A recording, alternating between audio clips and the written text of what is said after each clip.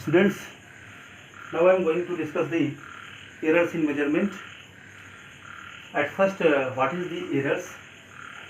As you know that measurement is the fundamental part of the any experimental science and technology, and measurement is done by a measuring instrument, and there is a uncertainty in every measurement, and then also the result based on those measurements. यानी हम ये कह सकते हैं कि प्रत्येक measurement को जब किसी मेजरिंग इंस्ट्रूमेंट से मेजर करते हैं तो उसमें एक अनसर्टेनिटी है, और तब उस रिजल्ट उस मेजरमेंट वैल्यू के द्वारा जब कोई नया रिजल्ट पे पहुंचते हैं तो उसमें भी एक अनसर्टेनिटी होगा, और this uncertainty is known as the errors.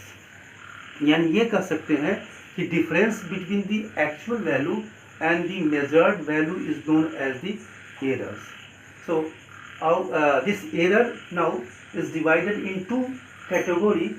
One is the systematic error and another is the random error. At first, what is the systematic error? So systematic error means that error which is either always positive or negative. Suppose कर लीजिए कि अगर 2 centimetre 2.0 centimetre किसी length का measurement है, तो हम अगर एरर्स आएगा तो 2.1 आया या 2.2 है, 1.9 नहीं आएगा. यानी हर बार जब हम मेजर करेंगे तो पॉजिटिव प्रेसिजन होगा, यानी पॉजिटिव चेंज होगा. यानी एक डायरेक्शन में हमेशा एरर होगा, या तो हमेशा ज़्यादा आएगा वैल्यू या हमेशा कम आएगा. तो जैसे हम कह सकते हैं कि सपोज कीजिए the measurement is this 2.0 centimetre, फिर किसी समय 2.1 आया कि 2.2 आया, यानी ऑलवेज वन साइडेड है, मतलब errors is always positive error. So 2.1 ये 1.9 नहीं आएगा, कभी 1.9 या कभी 2.1 ये नहीं आएगा, यानी तो ये सिस्टमेटिक नहीं है.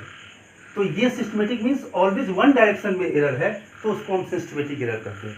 इस सिस्टमेटिक एरर को हम किसकी सोर्स से हो सकता है, इस सोर्स के द्वारा हम उसको 3 पार्ट्स में मेनली डिवाइड करते हैं.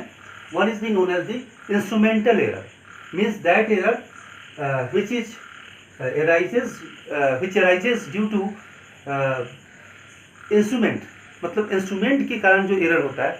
सपोज कर लीजिए एक थर्मामीटर बनाने वाला कंपनी ने जहाँ पर 0 केल्विन लिखा हुआ है या 0 सेंटीग्रेड लिखा हुआ है, वहाँ पर वो 1 डिग्री लिख दिया, तो कैलिब्रेशन डिफेक्ट्स है.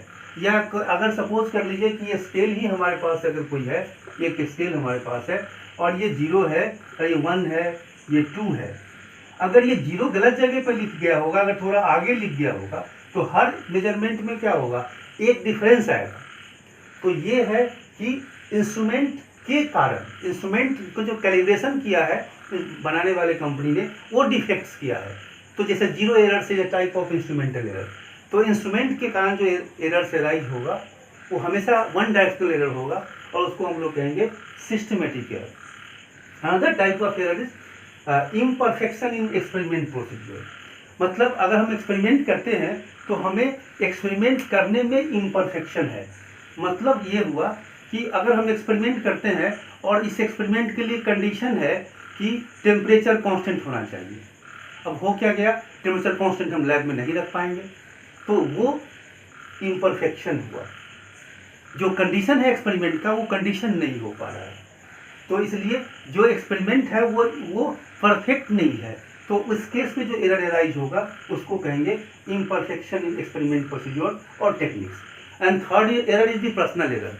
जैसे किसी व्यक्ति का, जैसे स्केल देखने की तरीका होती है कि जैसे स्केल हम अगर पढ़ते हैं तो स्केल में हमेशा हम हमारी आई और रीडिंग के बीच का जो लाइन है वो वर्टिकल होना चाहिए.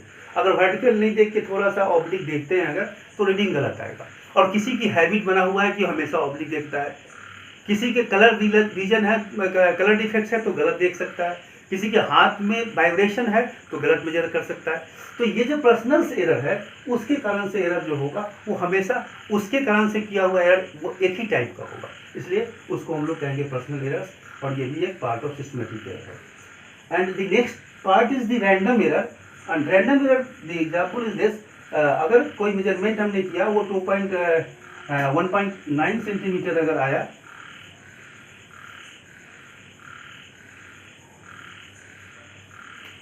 सपोज कर लीजिए कि 1.9 सेंटीमीटर कभी आया, 2.0 सेंटीमीटर आया, 2.1 सेंटीमीटर आया, कभी 1.8 सेंटीमीटर आया।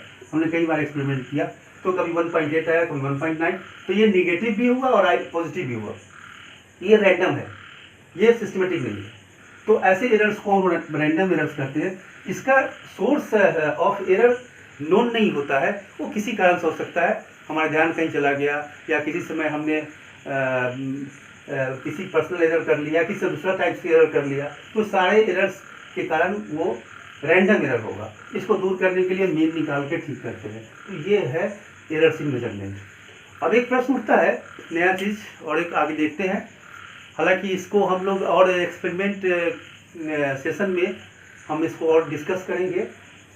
Next is the accuracy and precision. What is the accuracy and what is the precision? Actually में एक्यूरेसी का सेंस क्या है आपका, और प्रेसिजन का सेंस क्या है?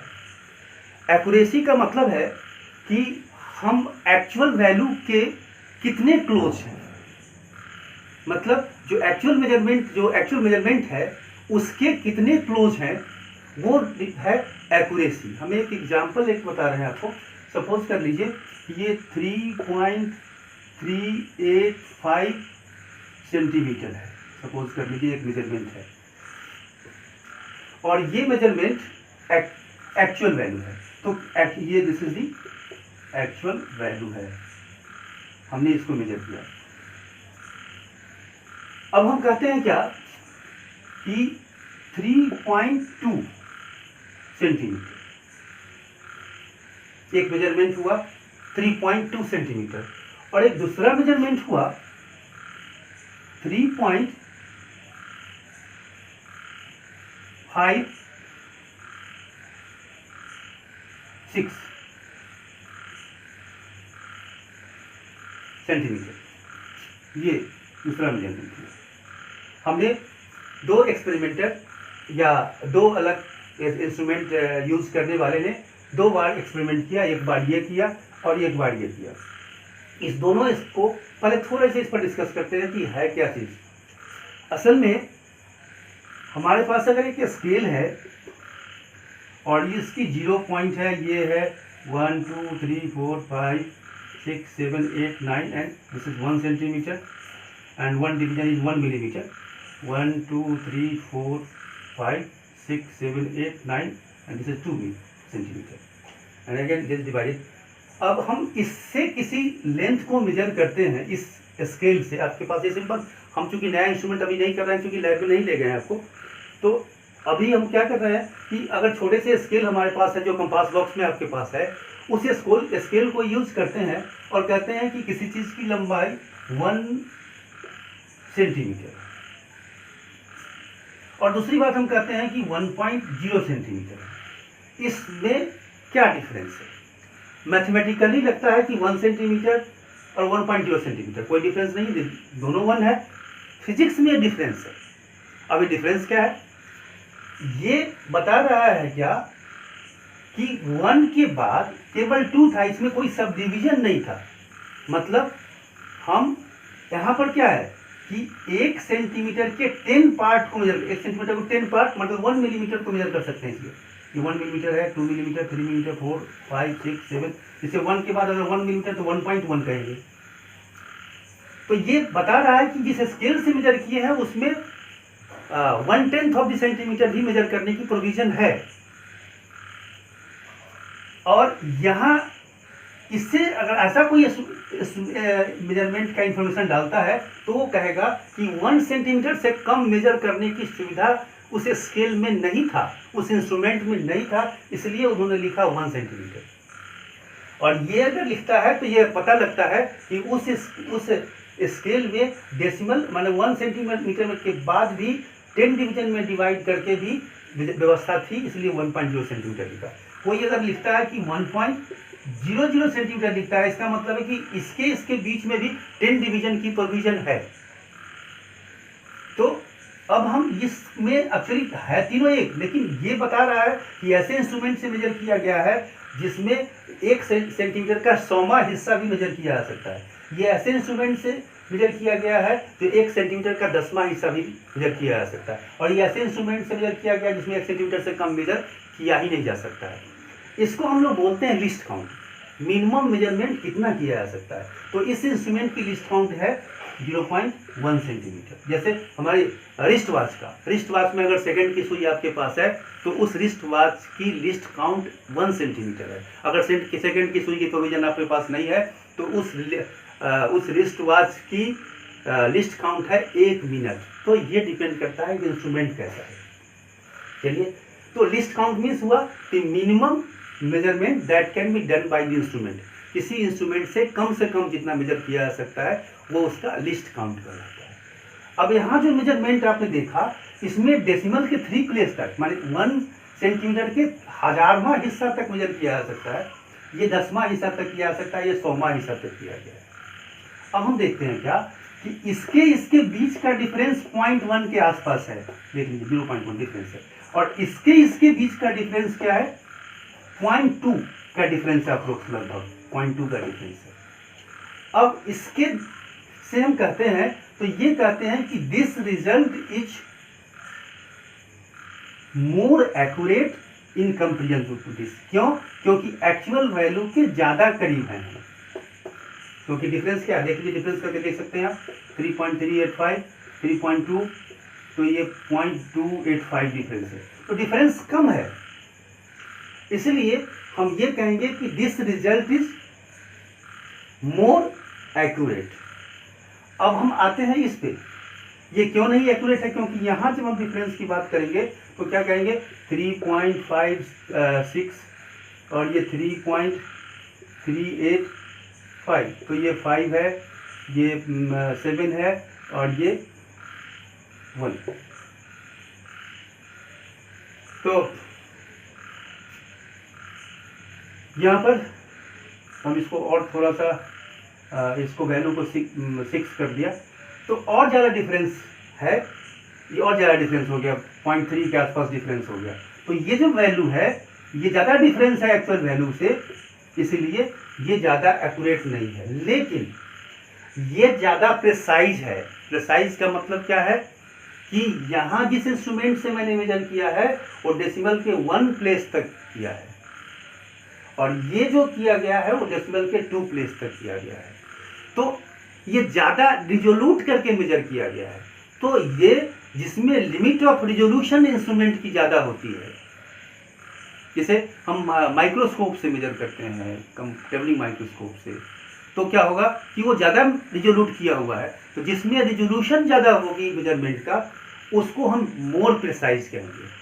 इसलिए ये चूंकि ऐसे इंस्ट्रूमेंट से मेजर किया गया जो मोर प्रिसाइज है, लेकिन तो ये रिजल्ट है वो मोर एक्यूरेट नहीं यहाँ पर है, क्योंकि जो एक्चुअल वैल्यू से ज़्यादा दूर है, जबकि ये एक्चुअल वैल्यू से कम दूर है, इससे ज़्यादा एक्यूरेट है, लेकिन क्या है, प्रिसाइज नहीं है, क्योंकि वो डेसिमल के 1 प्लेस तक है। तो ये डिफरेंस है एक्यूरेसी एंड प्रेसिजन में। तो दिस इज दी एंड, तो आपने देखा कि what is the errors in the measurement, what is the accuracy, what is the precision, what is the list count of the instrument. अब हम एक चीज और देखेंगे, वो होगा significant figure. What will significant figure?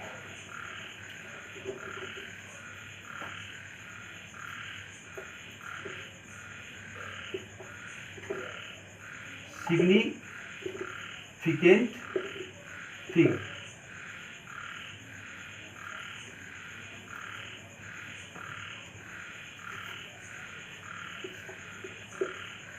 Significant figure. अब significant figure की बात करते हैं, तो एवरी मेजरमेंट में, जैसे सपोज कर लीजिए, फिर एक एग्जांपल हम लेते हैं कि हम कहते हैं 3.20 सेंटीमीटर और 3.2 सेंटीमीटर। मैंने डिस्कशन किया था अभी कि ये मालूम होता है कि इस इंस्ट्रूमेंट का लिस्ट काउंट 0.01 सेंटीमीटर है और इस इंस्ट्रूमेंट का लिस्ट काउंट 0.1 सेंटीमीटर है। ये डिफरेंस है, ये मोर प्रिसाइज है। तो फिर लिस्ट काउंट इसके बहुत छोटा लिस्ट काउंट इसका है। ये डेसिमल के 100 प्लेस तक मेजर कर सकता है, सेंटीमीटर के 100 प्लेस तक मेजर कर सकता है, ये सेंटीमीटर के 10th प्लेस तक मेजर कर सकता है। अब यहाँ क्या है कि प्रत्येक मेजरमेंट में अनसर्टेनिटी यहाँ पर है, यानी ये जो फिगर होगी वो डाउटफुल होगी। अगर मेजरमेंट कोई करेगा तो 3.19 करेगा, 3.21 करेगा, तो ये जो डिजिट है इसको हम लोग कहते हैं डाउटफुल डिजिट। ये डाउटफुल है। और ये जो दोनों डिजिट है, ये दोनों डिजिट है, ये डिजिट है रिलायबल, यानी हम ये कह सकते हैं कि ये दोनों डिजिट यहाँ पर विश्वसनीय है और ये डिजिट में अनसर्टेनिटी है, डाउटफुल है। तो प्रत्येक मेजरमेंट में एक डिजिट डाउटफुल होगा और बाकी दो डिजिट जो होंगे वो क्या होगा, रिलायबल होगा। तो इसीलिए टोटल डिजिट्स को हम लोग कहेंगे ये सब सिग्निफिकेंट है। तो ये 1 2 3 सिग्निफिकेंट्स है। तो यहाँ पर सिग्निफिकेंट फिगर 3 है, लेकिन यहाँ सिग्निफिकेंट फिगर हमारे पास 2 है। इसलिए 2 है क्योंकि ये डाउटफुल है और रिलायबल ये है। तो प्रत्येक मेजरमेंट में एक क्या है, डाउटफुल है, बाकी रिलायबल होता है। तो कितना होगा, 1 2। तो यहाँ पर 2 सिग्निफिकेंट फिगर है। तो सिग्निफिकेंट फिगर का मतलब होता है, हिंदी में बोलते हैं सार्थक, यानी उसको एक मीनिंग की तरह लिखा गया है। जैसे हम कहते हैं 1 सेंटीमीटर, हम कहते हैं 1.0 सेंटीमीटर, हम कहते हैं 1.0 सेंटीमीटर। इसमें एक सिग्निफिकेंट है, इसमें 2 सिग्निफिकेंट है और इसमें 3 सिग्निफिकेंट है। मैथमेटिकली आपको लगता होगा कि कोई अंतर नहीं, लेकिन सिग्निफिकेंट फर्क है क्योंकि ये मेजर किया हुआ है, ये मेजर किया हुआ है। इसलिए 1 सिग्निफिकेंट, 2 सिग्निफिकेंट एंड 3 सिग्निफिकेंट। अब हम एक और एग्जाम्पल लेते हैं 0.01। यहाँ पर ये जो सिग्निफिकेंट फिगर ये नहीं है क्योंकि ये मेजर नहीं किया है, बहुत छोटी चीज़ है, यहीं पर खत्म हो गया मेजरमेंट आपका। तो 1 सिग्निफिकेंट है, तो यहाँ पर 1 सिग्निफिकेंट है। और कहते हैं 0.202 सेंटीमीटर, यहाँ पर 3 सिग्निफिकेंट है, 1 2 3, क्योंकि सब का सब मेजर किया हुआ है। इसमें एक डाउटफुल है, बाकी रिलायबल है। तो हम अब यहाँ पर कहते हैं 0.00001। अब इसमें क्या हुआ, ये तो मेजर किया ही नहीं गया है, यहीं पर खत्म हो गया मेजर, बहुत छोटी सी चीज़ था सेंटीमीटर का। तो इसलिए ये मेजर किया हुआ है, तो एक ही सिग्निफिकेंट है, इसलिए 1 सिग्निफिकेंट है। तो इसी को रूल बना के लोग बोलते हैं कि नन जीरो नंबर्स के बीच में अगर 0 होगा तो सिग्निफिकेंट में काउंट करते हैं। अगर इनिशियल में 0 होगा बिना नन जीरो डिजिट के पहले के से, तो जैसे यहाँ पर है नन जीरो डिजिट से पहले 0 है, तो यहाँ पर हम इसको कहें सिग्निफिकेंट नहीं है, यहाँ बाद में है तो वो सिग्निफिकेंट है। तो ये सिग्निफिकेंट काउंट करने की तरीका है। और अब हम लोग नेक्स्ट क्लास में चलेंगे डायमेंशन एनालिसिस।